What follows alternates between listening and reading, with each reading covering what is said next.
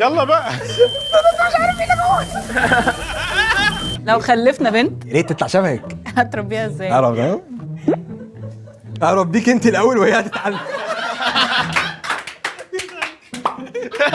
انا عايزاك تقولي الاجابه تاني بس بالراحه كده عشان انا ما سمعتش كويس. حاضر، هربيك انت الاول ايوه. وهي هتتعلم. انت مش باصص لي في عينيا ليه وانت بتقولي الكلام ده؟ عشان ده كلام غريب. انت كده كده متربيه بس هنضيف بهارات. واحده واحده معايا ست الكل. ليها علاقه ب Thank you.